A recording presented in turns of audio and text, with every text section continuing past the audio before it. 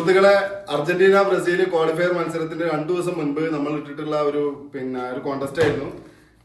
Correct ആയിട്ട് score predict ചെയ്യുന്ന ഒരാൾക്ക് അല്ലെ, നമ്മൾ 1 മാസത്തെ റീചാർജ് എന്ത് ഇങ്ങനെ ഭയങ്കര ഈസിലി ടെൻഷനാണല്ലേ, ശരിയാവും.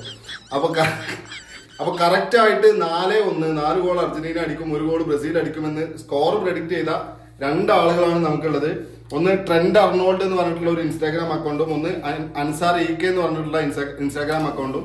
2 അക്കൗണ്ടുകളും നമ്മുടെ 2 അക്കൗണ്ടും ഫോളോ ചെയ്തിട്ടുണ്ട് അല്ലെ. അപ്പൊ ഇതിൽ നിന്ന് ഒരാളെ നമ്മള് ഒരാളെ നമ്മള് വിജയായിട്ട് പ്രഖ്യാപിക്കാൻ പോകണം. അപ്പൊ ഇതിൽ നിന്ന് ഒരാളെ നമ്മളിതിങ്ങനെ മടക്കിയിട്ട്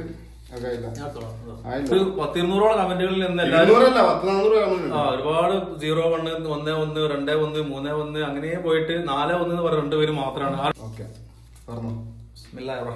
ആരായിരിക്കും ബാക്കി 1 മാസത്തെ റീചാർജ് ആർക്കാണ് കിട്ടാൻ പോകുന്നത് സുഹൃത്തുക്കളെ? അൻസാർ EK,